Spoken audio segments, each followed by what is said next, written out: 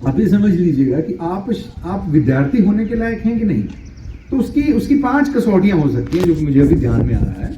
मेरे प्रिंसिपल साहब थे, जैसे आपके प्रिंसिपल साहब हैं, मैं आज भी आई ओ एवरीथिंग टू हिम, उन्हीं की वजह से हमें सक्सेस मिली है। वो अक्सर बोला करते थे कि चाणक्य ने बोला है, चाणक्य नीति है कि विद्यार्थी के 5 लक्षण है, वो अब आपने चेक करना है बच्चों कि क्या आपके अंदर वो लक्षण हैं या नहीं। यदि नहीं है तो दे कैन बी कल्टिवेटेड।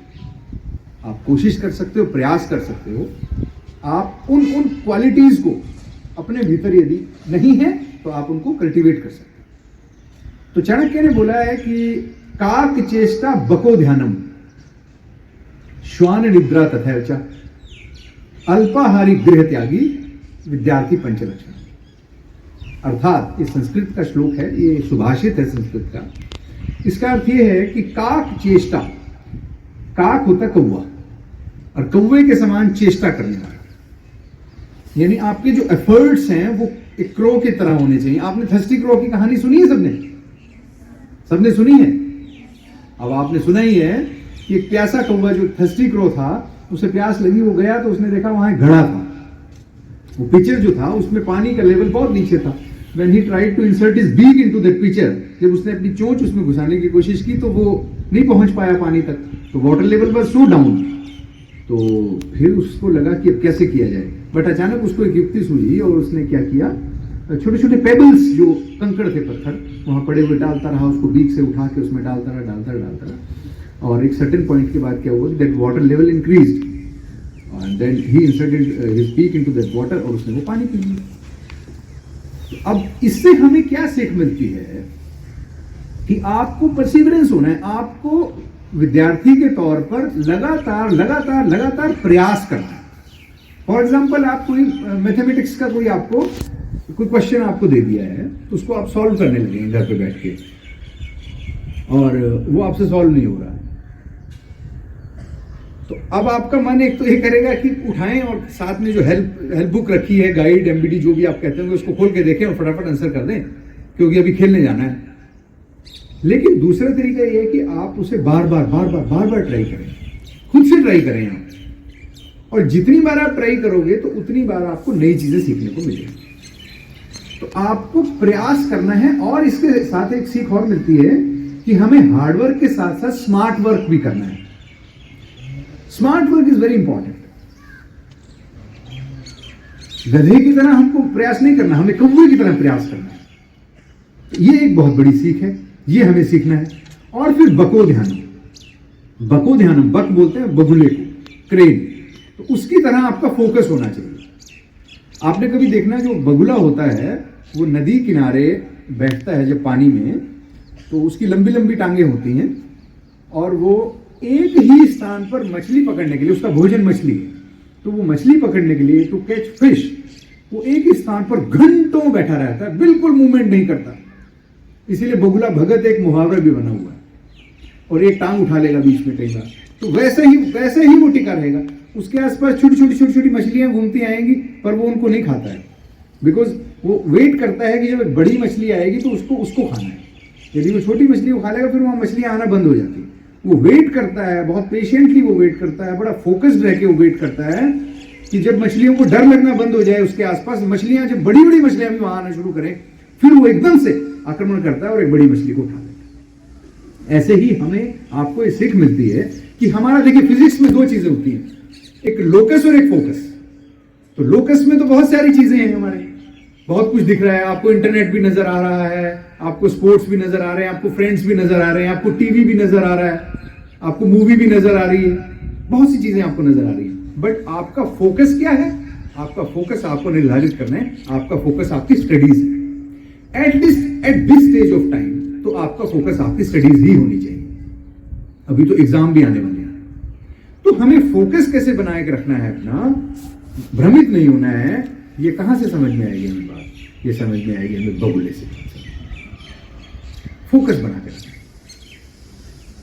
और फोकस इसलिए भी बनाना है बच्चों कि आज का जो समय है, इसमें खासतौर पे जो मोबाइल फोन्स हैं और इंटरनेट पे इतना ज्यादा जंक अवेलेबल है, इतना जंक कंटेंट अवेलेबल है, और इतना इंफॉर्मेशन ओवरलोड है कि वो आपको फिल्टर लगाना ही है एक स्टेज पर कि कितना आपको यूज करना है, कितना नहीं करना है।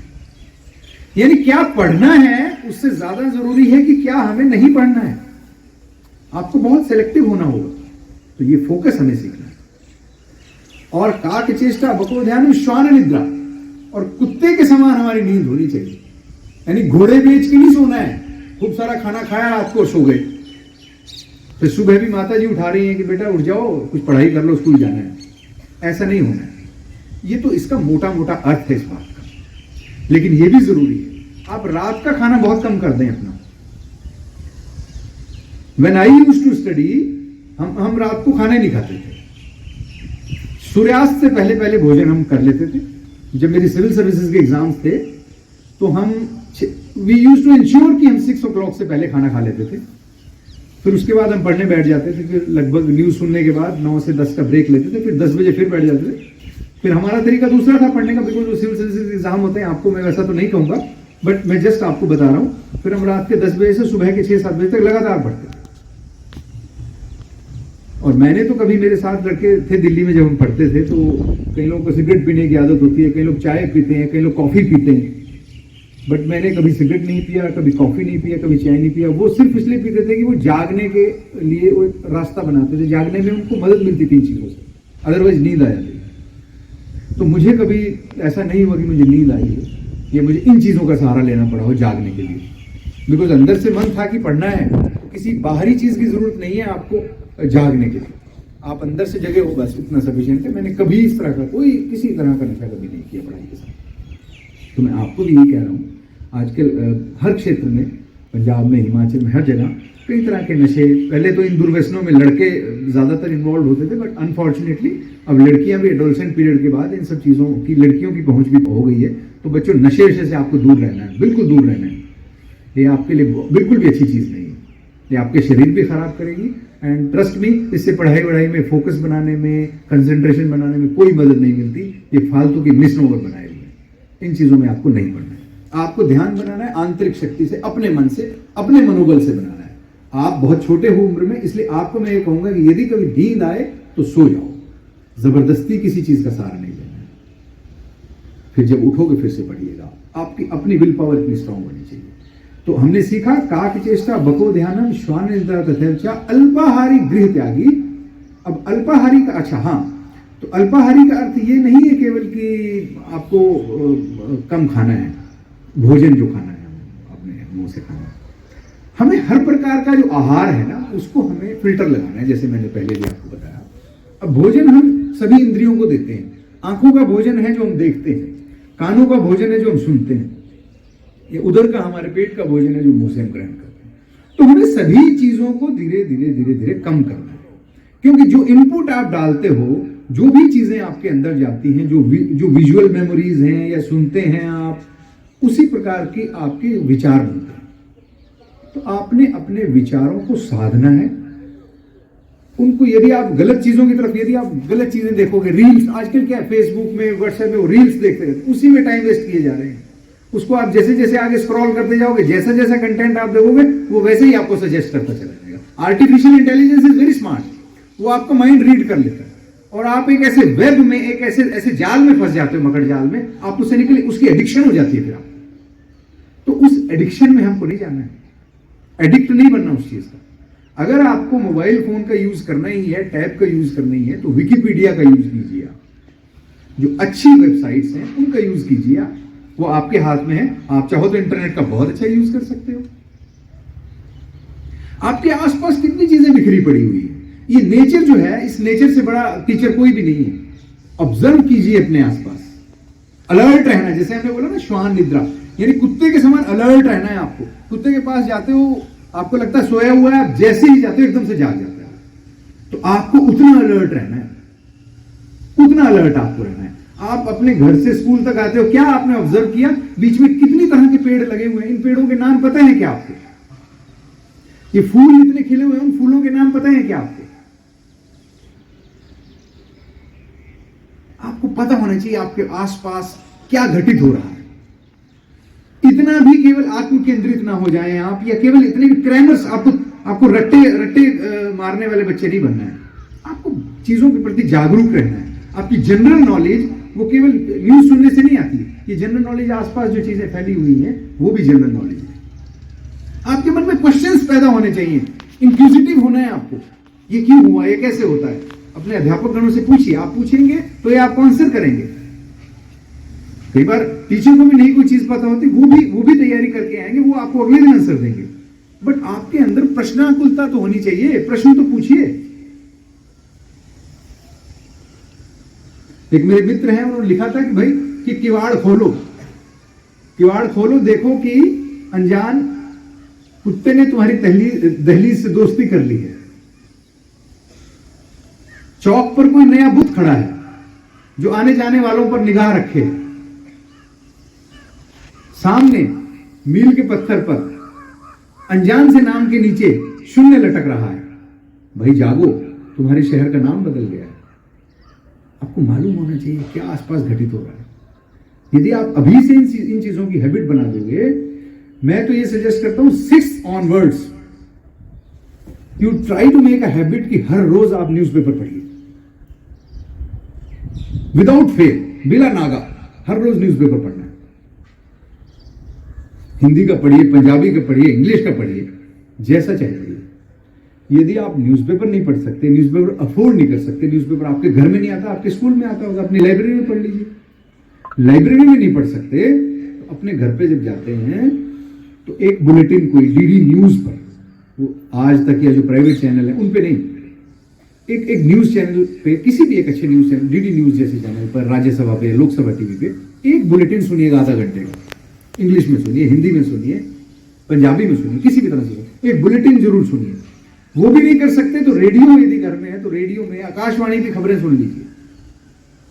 बट आसपास की चीजों के साथ अपडेट जरूर रहिए। ये जो मेमोरी बनती है, जो आपकी ऑडियो विजुअल जो मेमोरीज बनती हैं, आपको पता नहीं लगता। इस पूरी प्रोसेस में जो 6-7 साल की आप तैयारी करते हो, 6 से लेके +2 तक की जो आपकी तैयारी है, जो आपकी क्लासेस है, ये बहुत क्रूशियल है।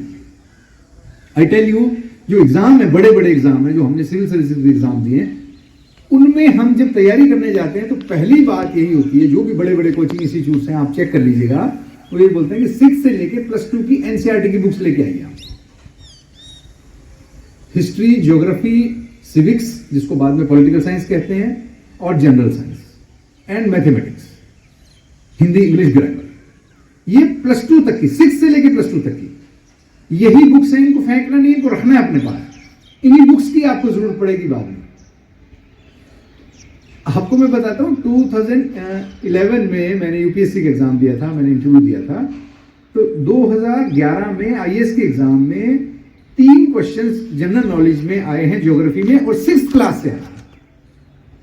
6th क्लास की ज्योग्राफी की बुक से 3 क्वेश्चंस आए। अब आप देखिए, आईएएस एग्जाम में 6ठी क्लास के बच्चे से जो अपेक्षा की जाती है वो सवाल पूछा जाता है। तो यही है ज्ञान, ये जो आपके पास आपकी किताबों में है, इसी को पढ़ना है आपको। अभी एकदम से तो चमत्कार होने से रहा, लेकिन जो बच्चे रोज ध्यान से पढ़ते हैं, मेहनत करते हैं, आई एम श्योर उनको उस स्टेज पे जाके फिर दिक्कत नहीं आएगी। वो वही बच्चे होंगे जो एकदम से एग्जाम क्लियर कर लेंगे। अदरवाइज जो अभी लापरवाही करेंगे ना, उनको बाद में जीवन भर कभी समझ में नहीं आएंगी चीजें। अभी जो चीजें समझ में आ सकती हैं, अभी आपका माइंड फर्टाइल है, आपके दिमाग में फालतू की बहुत सी चीजें नहीं है। जैसे जैसे आपकी उम्र बढ़ती जाएगी, आपकी मेमोरी, आपकी समझने की क्षमता ऐसी नहीं रहेगी जैसे अभी है। और अगर कुछ लोग करते भी हैं ओवरकम, ऐसा नहीं है, कुछ लोगों में एनलाइटमेंट थोड़ी देर में आती है, बट उनको 3-3, 4-4, 5-5, 6-6 साल लगते हैं फिर। और जिन्होंने इस वक्त ध्यान से पढ़ लिया, उनको फिर दिक्कत नहीं होती। तो आपको क्या करना है, अल्पाहारी बनने का अर्थ मैंने आपको समझाया। और अंतिम चीज है गृह त्यागी। गृह त्यागी क्यों कहा गया? पहले समय में क्या होता था, घर छोड़ करके बच्चे गुरुकुल में जाते थे, गुरुकुल में जाते थे और गुरुकुलों में जाकर के शिक्षा ग्रहण करते थे। कोई कम्युनिकेशन के मीन्स नहीं होते थे बच्चों की, और टीचर्स की, कोई पेरेंट्स की कोई बात नहीं हुआ करती थी रोज रोज। तो वो अध्यापक के ही साथ रहते थे, उसी के ट्यूटरेज में वो रहते थे। परंतु आज के समय में जो गृह त्यागी का अर्थ है, वो दैट इज क्वाइट डिफरेंट। आप ये समझ लीजिए, इसको समझें आप गृह त्यागी को, कि अपने कंफर्ट जोन से बाहर आना है। आपका कंफर्ट जोन क्या है? फॉर एग्जांपल, आपका कंफर्ट जोन ये है कि आपको तो 9 घंटे सोना है, और आपको तो क्रिकेट खेलना है, आपको मोबाइल भी चाहिए, ये आपका कंफर्ट जोन है जिसमें आपको मजा आता है। But you have to step out of this comfort zone अगर आपको सक्सेस प्राप्त करनी है लाइफ में। आपको धीरे धीरे ये टाइमिंग्स, ये घंटे काटने होंगे, पढ़ाई की तरफ देने होंगे। देखिए, जिन्होंने कुछ अचीव किया है उन्होंने अपने कंफर्ट जोन से बाहर आके अचीव किया है। कंफर्ट जोन में रह के कभी कुछ आप अचीव नहीं करने वाले। तो बाहर निकलो बच्चों, इन सब चीज, ये वो समय है आपकी लाइफ का जिसमें आपने मेहनत कर ली तो आपको जीवन में फिर आराम है। यदि अभी बहुत ज्यादा लेथार्जिक, बहुत आलसी रहे तो जीवन भर मेहनत करनी पड़ेगी और